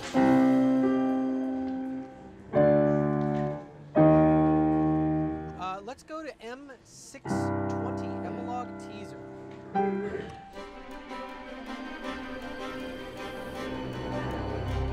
We are supposed to be going gold today, so now we're gonna go see if Yumi has any idea of whether or not we're making a disc today. So we're at a point where QA is testing round the clock, getting new issues coming in all the time. You know, everybody on the production side is constantly evaluating what new bugs come in. Hope being that once we end up at the end of the day, we have a solid build that has 0 critical issues. You know, that's the one that we're like, yes, we want this to be burnt on a disc. We want to take a picture with it, send it out.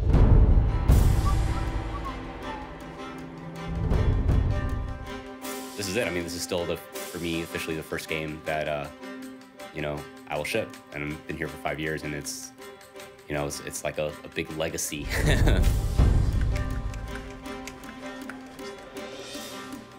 Okay, this way. What's going on? I was walking by someone's desk today, and I saw something that had been updated, and I was like, wow, that looks amazing. He's like, yeah, this just came in. And I was like, dude, we just have to finish this game. If we finish this game, it will be awesome. There's so much good stuff.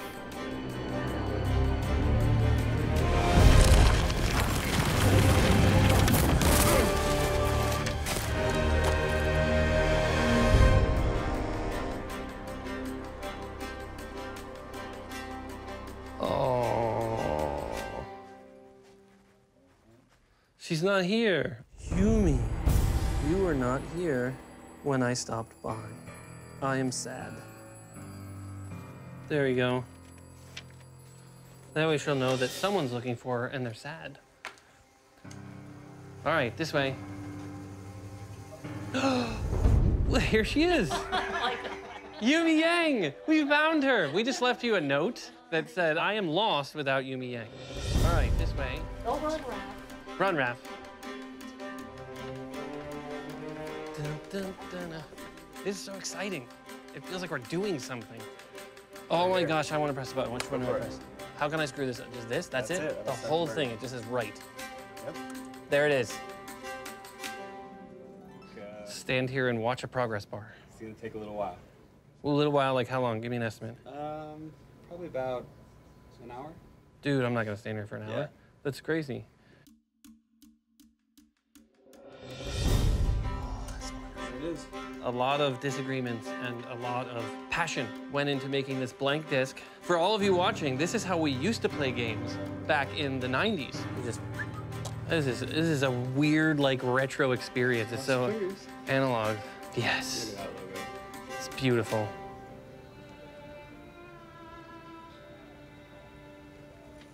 There's your boy. Oh, this is wonderful. Kratos actually joined the Tree Preservation Society. Super into trees now.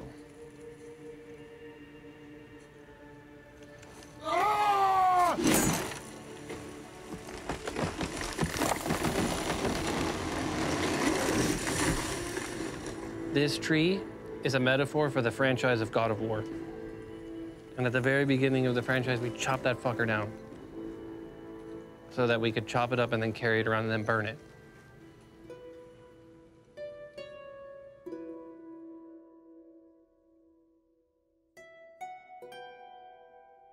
For me, what I would love to see that from this game, what we're pushing is dramatic context, you know, reason, the concept of why. Like, why am I here? Why am I doing these things? Why do I care as a player? Like, engaging people on a more emotionally visceral level than just revenge, killing, you know, which is great. Combat's fun. It's the way you communicate with the environment in so many games. But I think games that feel repetitive and boring are because there's no strong sense of why. You don't feel connected at all to the world.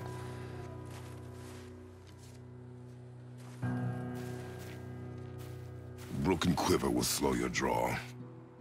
Pain we endure. Faulty weaponry we do not. This will do for now. Good? Good.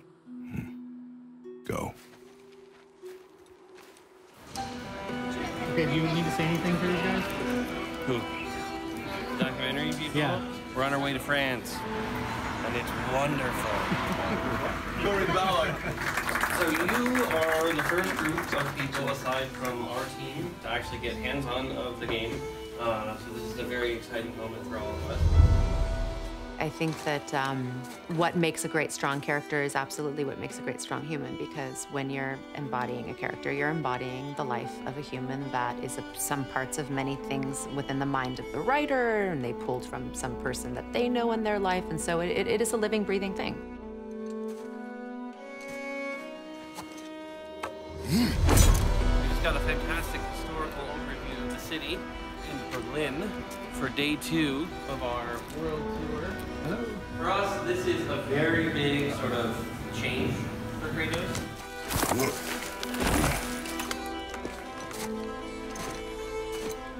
Yeah, there were times when my wife was holding the camera and FaceTiming a basketball game so I could watch it while I was at some corporate offsite meeting or something like that.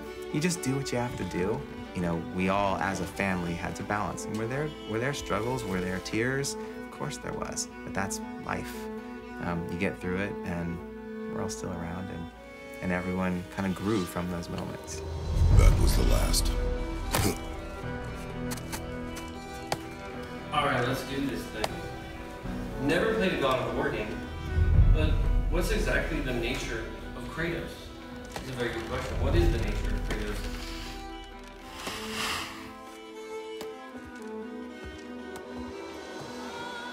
There's an interesting universality to it as well. The idea of, even if we don't have kids, we were kids ourselves at one point. Mother, do they call to me?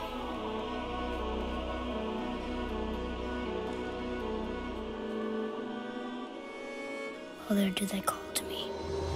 So this game, God of War, this iteration is probably the most personal project I think I've worked on in my entire career. Yo diría que este God of War es el ejemplo más personal de Y dar también las gracias al equipo de Santa Mónica Studios por estar aquí con nosotros. that is the true challenge of parenting, is not to sit there and hide the world from them, but to prepare them, you know. Go through the pain. Yeah, to go through the pain.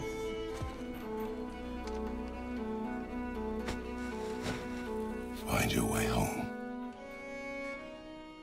You are free. And for me, I think as a writer, the most interesting challenge is to take a character that you have made intentionally an anti-hero and actually turn them around.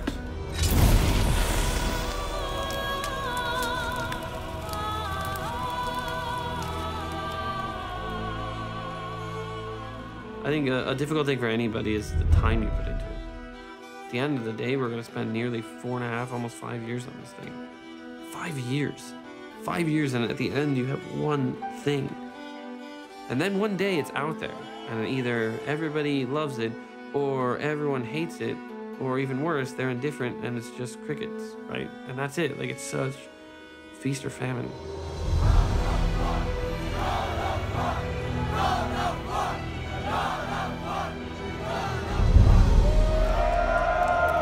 We have great jobs, we're not complaining. But there is a sacrifice, you know, and, you know, we would question, like, is this worth it? I'm excited. I'm not sure how he goes from Greek mythology to Norse mythology, but I'm interested to see how it happens. Normally we know him as an angry, aggressive person, but I mean, I think it changes good sometimes in a sense, you know? I wasn't okay with it until my kid said, Dad, we know.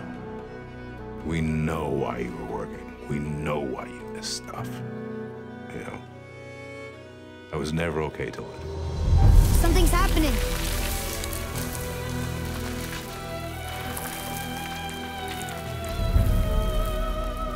It's Mother. So this right here represents 5 years worth of work going gold. The incredible team that I worked with, so many people, and then Yumi Yang, the most important person for my sanity throughout this entire crazy journey. By now, I had read through this remarkable adventure.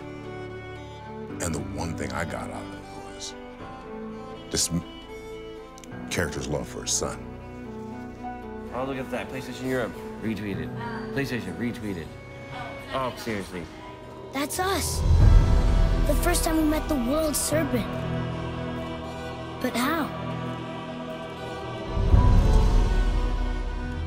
Art reflects life, reflects art, reflects life. And that's why we have it, so we don't feel so alone. So we see these stories, whether they're folklore, mythology, made up or real, is because this thing called life is interesting and confusing, and it's wonderful and it's horrible.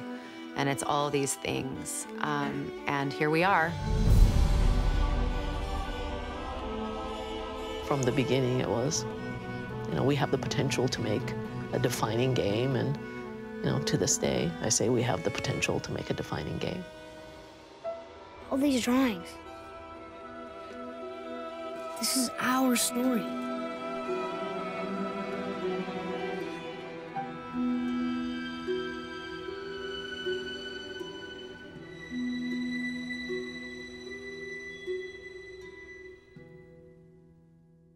Okay, I've stalled enough. I'm hitting enter now, and thank God it's not on the front page, so I can stall just a little bit more. Information is not there on the front page of what God of War is yet. I'm clicking on games now. Holy shit.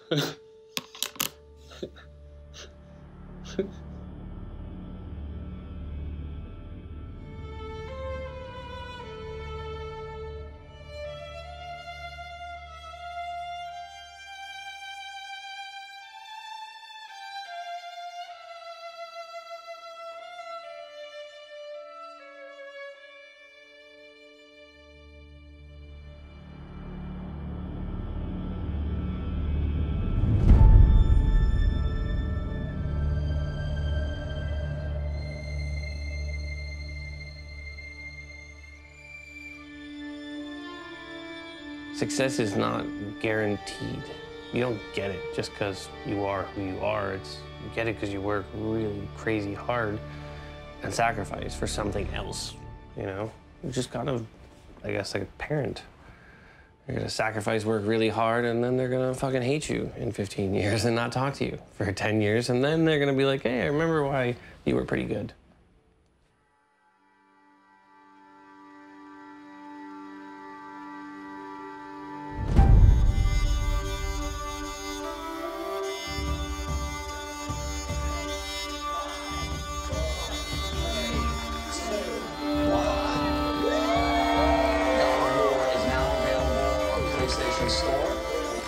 This game is big. This is a big, big, special, great game. God of War is back on PS4. This game changes the franchise in a number of huge ways. It's a bold and risky move, one that paid off in spades as one of the greatest games of all time. God of War is a masterful composition of exceptional interlocking parts. Santa Monica Studio is taking us all to Valhalla.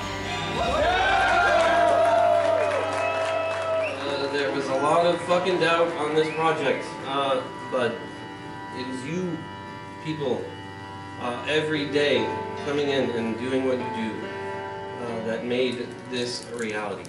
The game is a masterpiece. One of the most well thought out and well paced games in quite a long time. Hands down, game of the year. What I want the takeaway to be is like, wow, this was necessary. This was interesting. This was different. This was engaging. This game is just fucking incredible.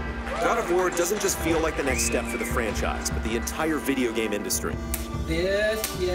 Ow, you're so Yes, I've been waiting to do that. We're joined by Corey Barlog. Corey, of course, is the creative director of God of War. The father-son dynamic is obviously... Yeah, I mean, obviously that's the beating heart of the game.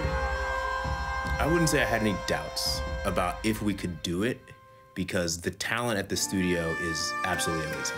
And there are people here that won't let this game fail. I consider myself one of those.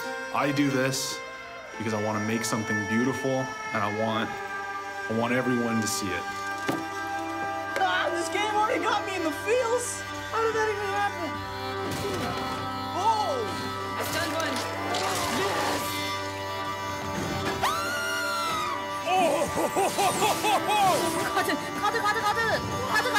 Oh, shit. Kratos is back.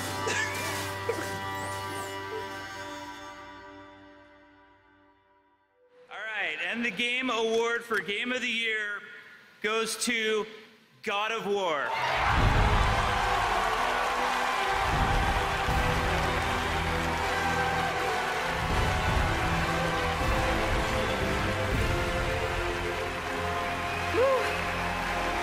Thank you, everybody. I want to thank my children and all of the families throughout the God of War team, and you guys, the fans around the world. Together, we all dream big dreams. Thank you, everyone.